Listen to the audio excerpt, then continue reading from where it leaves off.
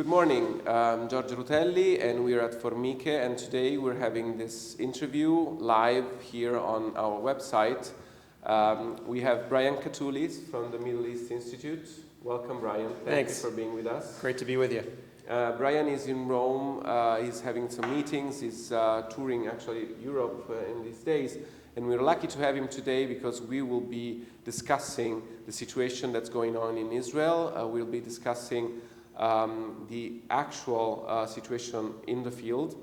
We know now that Israel is calling back 300,000 reservists from the army, so it looks like Netanyahu's government is going to escalate this conflict against Hamas.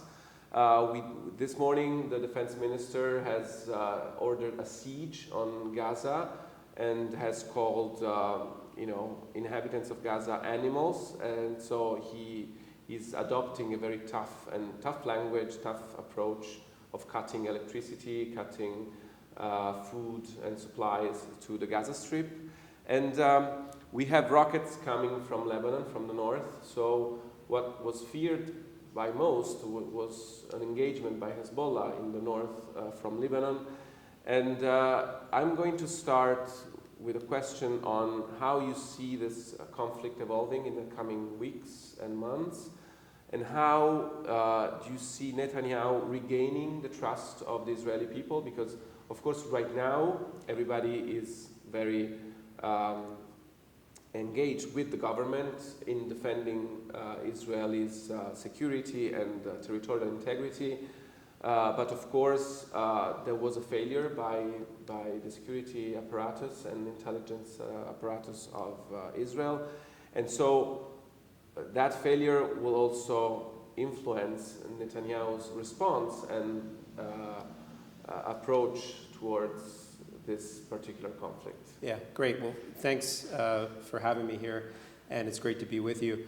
First, let me say the fact that this attack by Hamas and other forces was a surprise to Israel sets, I think, the terms for this conflict, because still in this day, and here we are on Monday, and the attack really only happened a couple of days ago, we're still trying to assess the damage that was done in the first couple of days. We know for sure at least thousands and people have lost their lives, both Israelis and Palestinians.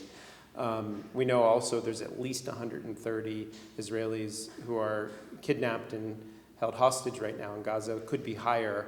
And as you said, 300,000 reservists were called up.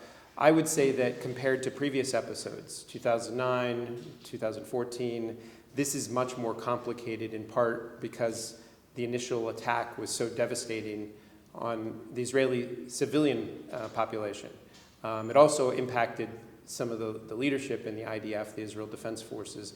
So the shock of it, I think, in this early phase, we're seeing an Israel that's still trying to figure out what its game plan is. It's still trying to reclaim law and order within its own borders.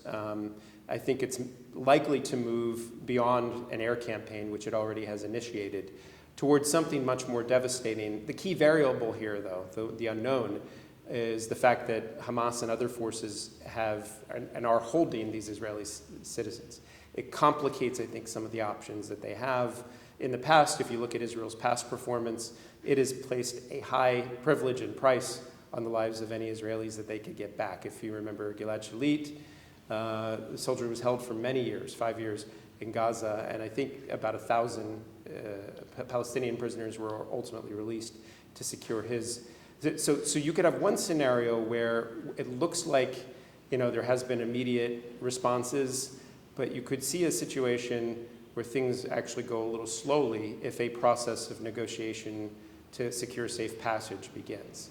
You could have another scenario which could be quite cataclysmic and tragic even more, which is a massive invasion combined with an air campaign, which for sure will be deadly for Palestinians and Palestinian civilians, and for sure will have high costs for Israel. So at this stage, we don't know, and that's what's scary about it. And we can talk more. You have the second question on Netanyahu and what he can do to regain. Sitting here right now, he seems very damaged, even though there is this impulse to rally around the nation and around the current leader of the nation. Netanyahu, before this episode, was already suffering a crisis of legitimacy, facing protests for more than 9 months in his own country. The democracy issue really challenged his legitimacy, the court cases against him, the moves he was making in Israel's own democracy. You add to this unexpected security crisis where he was the leader and he was seen as being derelict in his duty to protect Israeli citizens. So we'll see the consequences of that. I think no matter how this plays out, Israelis won't forget what happened here and who was the leader. But it really depends on these different scenarios, whether it's one where it's protracted, we don't see a massive escalation initially, or one where you do see quick action, but both scenarios are quite tricky for Israel and for the rest of the region. You mentioned this high number of hostages that have been taken, and we have to mention the fact that sometimes it's been elderly people, kids, children, and so it was terrorism meeting unruly war. So, but now we are entering a second phase after this initial strike, in which there needs to be more conventional measures, and the United States is sending a aircraft carrier group in the region. Yes. How do you read this move? Because somebody in the region might see this as escalating the conflict, because it looks like a show of force, but maybe there's another angle to this. Yeah, I think as an analyst, you can look at this from two perspectives. One, as I understand the carrier strike group that was sent, is intended to send a message of deterrence towards forces like Hezbollah in Lebanon or Iran, which there's different arguments about how much Iran was involved here. But the one side of it, and I think this is how US officials would portray it, and Israeli officials as well, is that Israel right now is clearly very vulnerable. It's still trying to develop its own plan to protect itself, not only on the southern border, but looking at threats, as you mentioned earlier, from the northern border. Sending this tries to send a message of deterrence to those other forces, to try to keep the conflict isolated from other drivers of instability in the region. The other perspective is the one that you mentioned. You'll hear this. I think people who live in Gaza, people who live in the West Bank, will see this as giving some sort of paving a pathway for the Israeli government to do what it wants to do or feels like it needs to do in terms of exacting cost, which will be high cost on the Palestinians. I think both perspectives, and this is the challenge here as an analyst, but both have valid interpretations. It depends on where you sit. From my view, in the long run, so long as those US forces aren't used in their own escalatory manner, in an offensive way, first strike capability, if it's sent to send a message of deterrence, that seems to make sense to me. The challenge here is whether these military moves are connected to a diplomatic game plan, whether it's the tactical crisis diplomacy on securing hostages, if it's the ongoing discussions. I'm sure Egypt and perhaps Qatar and others are involved, as they have been in the past, to try to de-escalate before things get even further out of control. So it really depends on how things play out. And right now, if you consider this sort of like a tennis match, it's awful to use this image, but the ball is now in Israel's court, in the Israeli leadership. They're trying to assemble their plan, and they need to be very wise in terms of what they do, not only to secure their own citizens, including these hostages, but also to stabilize the region, to not do something that further escalates the broader scenario in the broader Middle East. Mm-hmm. Well, somebody that is not de-escalating, I think, is Iran.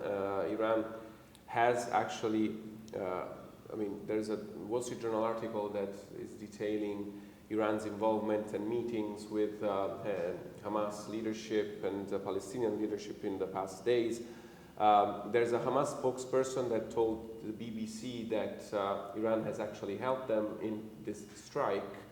So this is something that Israeli leadership has been voicing and has been talking about for a long time. Yes. Has been speaking with Israeli security experts, and they only had basically one topic for the past 2-3 years, which was Iran, and the fact that Iran was moving its proxies in the region in order to do something exactly like this. And so it did in the Palestinian-controlled territories, in Lebanon, but also Iraq, also Yemen, also Syria. Iran has been at the center of deal-making lately, and there was a breakthrough also in relationship with the United States a few weeks ago. And so there was a prisoner exchange, there was some relaxing on the oil exports of Iran. And this has been seen as a sign of weakness by, for instance, Republicans in the United States. Yeah. How is Iran going to play as an actor from now on? Because I want to ask you something later about China, but now Iran is in a very particular spot.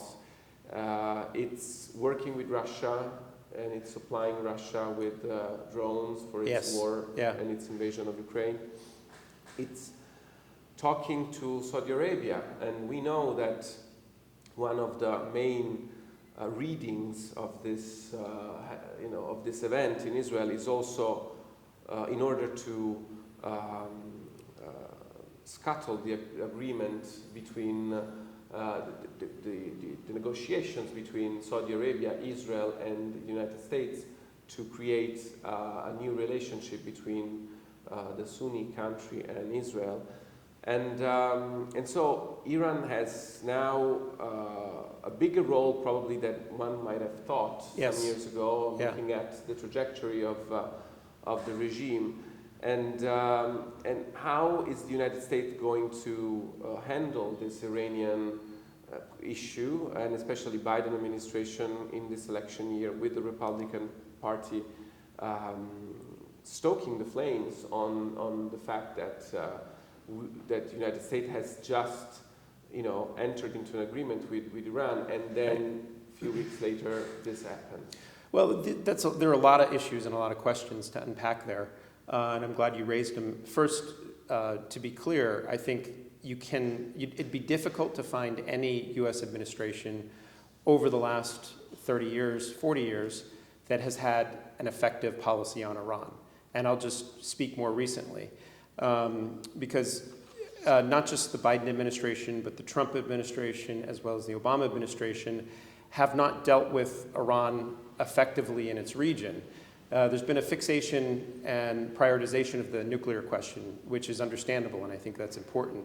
Why? Because it's urgent to prevent a nuclear arms race. But one thing that none of the administrations of the last 20 years, I would say, have done effectively is dealt with what Iran has done in the region to build its networks, to support terrorism, to actually undermine stability in the region. And I hope if there's any silver lining to this latest incident, it demonstrates that this is a wake-up call, that Iran actually does not play a constructive role in regional security. It actually undercuts regional security. It does it in many ways. It hurts the stability of the nation-state system. If you look at Lebanon, Syria, Iraq, Yemen, these are all countries where Iran has been deeply active, and quite often active in working with non-state actors, terror groups, militias, and others that undercut state stability. So that's one big problem. Two, and there's an overlap with number one, is their support for terror networks that target individuals, including, I would say, this relationship between not only Iran and Hamas, but Iran and Palestinian Islamic Jihad, and a number of groups. So hopefully, this is a very dark and grim incident. It will probably go on for a while, this violence, but hopefully it's a wake-up call to not just the United States, but to Europe and others who have tried to see Iran in a different way and have tried to ignore Iran's regional role. And I hope, that it leads to more effective unified policies to approach Iran and the role that the current regime, what it plays. I should add to that list of all the problems with Iran, the way it treats its own people. We're almost more than a year after the death of Mahsa Amini and protests inside of the country. And clearly there are signs that the Iranian people want something different from the Islamic Republic's current regime. So all of these things aren't really discussed in a strategic way, in a long-term way that I think we should.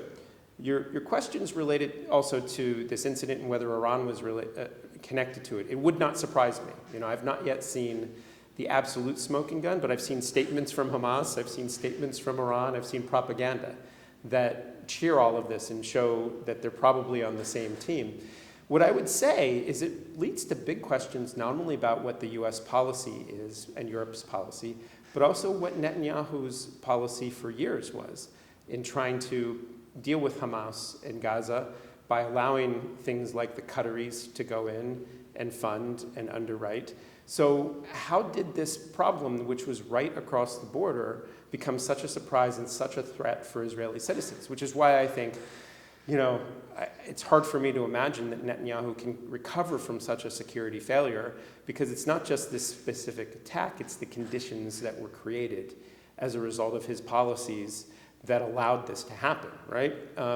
So we can, in America, I think we've proven in America, especially over the last 5-6 years, that we can take every issue and make it a red versus blue, Republican versus Democrat issue. And we will, for sure. And the sooner we get to November 2024, more of this will be politicized. My assessment as an analyst is that the more we do that, the more countries like Iran, countries like Russia, the more countries like China love to exploit those divisions. And I'm not saying let's not debate these issues and differences of approach. We could talk about the $6 billion that were sent to Qatar for humanitarian aid and all the mechanisms and whether this encouraged this attack, and there's all sorts of memes. But my question today is, what are we going to do to move forward and to help stabilize the situation?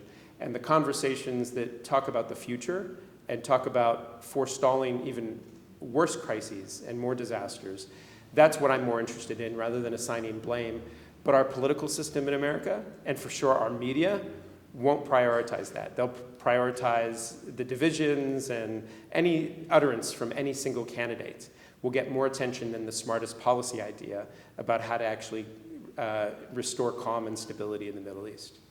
Okay, so one international actor that has been very active in the region, and this is something novel, it's China. And yes. China has brokered, let's call it a deal between Saudi Arabia and Iran a few months ago, but it basically just made a big show of the fact that it was putting them at the same table and unfreezing a diplomatic relation that has been frozen for years. So China wants to project a role of a country that is a responsible player in the global stage. But then when the situation and the emergency comes, like in this case, basically it only offers boilerplate statements, right, like, I just want you guys to be friends, I just want you guys to play nice to each other. Yes. And in the end, it's not actually coming out in favor of Israel, which is the party that has been attacked right now. And Chuck Schumer, the Senate Democrat, is in China right now with a congressional delegation, and he's pushing for the Chinese government to come out with some kind of concrete statement in favor of Israel. How do you see China's role in the Middle East? China wants to play a role, has deeper ties now with Saudi Arabia, with the UAE. It has a strong relationship with countries in Northern Africa, but also it's a friend of Israel. So can China be, in this case, some kind of more forceful actor, or will we see again the same situation as with the Russian invasion of Ukraine, in which China, wanted to show the world that it could broker some kind of agreement, but then in the end didn't make anything of it? So I think China wants to have all of the benefits of its engagement in the Middle East with none of the costs or the risks.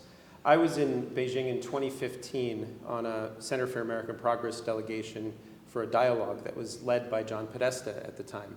And we had an ongoing dialogue with Chinese counterparts. And it just so happened that the Yemen war broke out. And in one of the dinners, I turned to a senior Chinese security official, and I said, what are you going to do about this crisis in Yemen? And this official essentially said, that's your job. You Americans have your presence in the Middle East. If we have any citizens in Yemen, we're going to get them out. We won't get deeply engaged. But if it stabilizes later, we'll try to come in and get the economic relationships and expand our Belt and Road Initiative. So China has tried to play this role in the region, and the region knows this. They know, and for sure, on my most recent trips to Saudi Arabia and my discussions with Saudi officials, they know that China's approach is superficial. It's not in it for the benefit of stability in the region. It's in it for its own economic interests primarily. So I would be surprised if China comes out with its own initiative that involves them sending their own carrier strike groups to the Eastern Mediterranean, trying to also engage deeply in diplomacy with regional actors. Its approach is superficial, and even the March agreement between Iran and Saudi Arabia, I just spent the last week in Oman, where some of the initial discussions between Iranians and Saudis began. So what China did, and our friends in Oman, our friends in Iraq, they're often too polite to say this publicly, but I'll say it. They did the hard work to try to bridge the differences between Iran and Saudi Arabia to reopen diplomatic relations. And then in the last moment, China came in, swooped in, and took the credit. Look what happened after that deal was signed. There was no new pathway to resolving the nuclear issues with Iran. There was no new pathway to address these regional security issues you and I just talked about 15 minutes ago.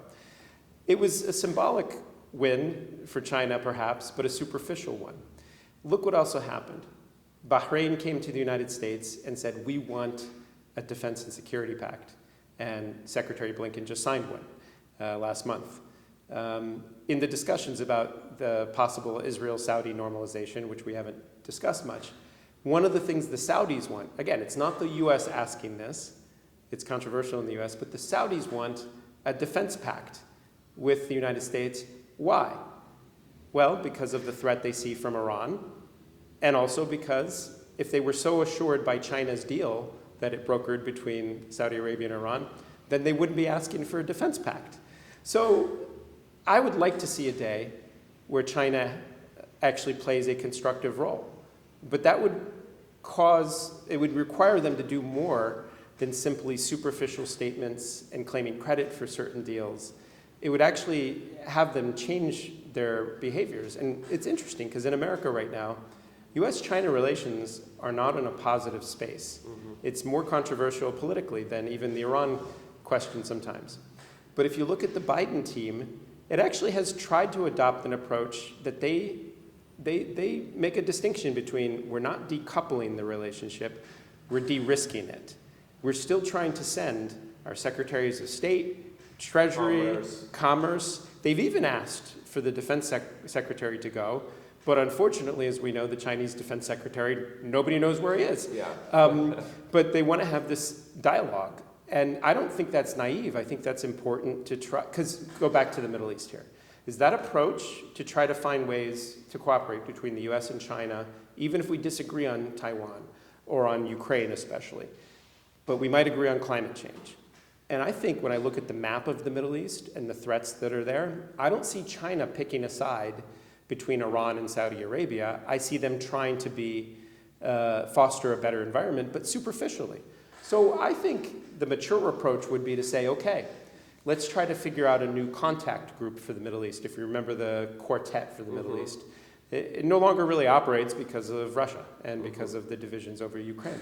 So you could envision out of this crisis in Gaza and Hamas creating a whole new scenario that actually China, from my perspective, isn't necessarily aligned with an Iran agenda in the Middle East. They want one thing first and foremost. energy supplies coming from the region, and commercial relationships that they want to build through Belt Road Initiative. All of this, again, is in competition to a U.S., Italy, European strategic vision that I think we'll talk about a little bit, about economic corridors and things like that. But it actually could help further the cause of stability in the region. But again, you can tell from my postures that China really hasn't invested that much to make themselves meaningful to the key actors in the region right now. Not with Israel, not with Saudi Arabia, not with Iran. And the US actually has more at stake here and more skin in the game, if you will. You mentioned corridors, and this will be my last question. Sure. During the last G20, the so-called IMEC, so Indo-Mediterranean corridor, was discussed, and this is a very important new approach to linking a series of countries that go from India and the region in the Southeastern Asia to the Mediterranean, and Italy would be basically the final stop of this corridor, and it would be the gateway towards continental Europe for goods and for supplies. So I guess that if we actually look at what's happening right now in the Middle East, so as a tail end to your answer on China, maybe China right now has an interest of destabilizing that region, because if it stabilizes, it might do so in a way that is not Belt and Road compliant, let's say. And on another side of the things, we should, as Italians, be very worried and very concerned of what's happening in the region, especially because the current government is investing a lot in the quadrant of, we call it Mediterraneo allargato, so wider Mediterranean, which of course includes Northern Africa, the Sahel, and also the Middle Eastern region. So how do you see Italy's role in this predicament, in this very tense situation, and how can US and Italian relationship play in this situation? Great. That's a great way to end the conversation, because we started with conflict and the conflict that is likely to escalate. But this concept of IMEC, the India, Middle East, Europe Economic Corridor, which was launched about a month or so ago at the G20, I think is important to keep alive, because once conflicts are over, and wars will end, we hope they do, you need to build something more positive for the region. And whether IMEC is in contradiction of BRI, I think is still an open question. In the dialogue I was involved in Muscat, which brought representatives from most of the countries of the Gulf and the broader region, they made the point that the whole region itself is underdeveloped when it comes to infrastructure. So the notion of things maybe necessarily canceling each other out, a zero-sum notion, may not be. There's a lot of room for improvement on both sides. Yeah, and there may be win-wins. Certainly some things will be in competition. And the question is whether it's constructive competition that builds things or destructive competition that destroys things. And that's why it's important that this IMEC concept, I think, was launched first and foremost from actors within the region, Saudi Arabia, the UAE, but with partners like Italy and the United States. And many in the United States don't appreciate this. But it's important to have these more positive, proactive concepts, because certainly, yes, the Middle East has seen and will continue to see some of its own conflicts there. But the region shouldn't be defined by this. It's a region that has enormous potential and opportunity, a lot of capital, things more than just oil, right? And hopefully the idea is to promote regional integration and, in the long run, connectivity between Asia, Europe, and the United States through the Middle East. It's a key connector. The US-Italy relationship is core to this, and this is often missed in the US foreign policy debate today. But the fact that Italy signed up and was a key part of this IMEC concept, and it's a concept, again, which I think can grow and pay dividends. It, I think, should be used as a springboard to expand dialogue between the United States and Italy about what we can do together in this broader Euro-Mediterranean concept. It used to be called that, it's called different phrases, but it's interlinked. Why? Because these challenges of terrorism, the challenges of immigration especially, the challenges of climate change, these are experienced holistically by the Mediterranean region itself, and it's connected to the Middle East. The US is part of this, because we're a key partner to Italy, but also countries in the Middle East and North Africa. So we need to work more closely together to define our own vision 2035, 2040. What is our long-term strategy? Why is that important? And I'll close here, is that we will always have short-term crises like this one. And this one that we're seeing between Hamas and Israel, I think will redefine the region in many important ways, and it will be bad in the short run, but hopefully it will lead to a better pathway for these linkages. But we need to have those long-term visions so that we're not constantly in a reactive crisis management mode, so that we're not constantly thinking about war, but instead we're thinking about how to make our own lives better and our security better, working with partners like our friends in Italy. So I think these sort of conversations are essential in trying to surface those issues, and I thank you for having me. Thank you. Thank you, Brian Katulis, and thank you for who has followed us today, and I'll see you soon on formiche.net. Thank you.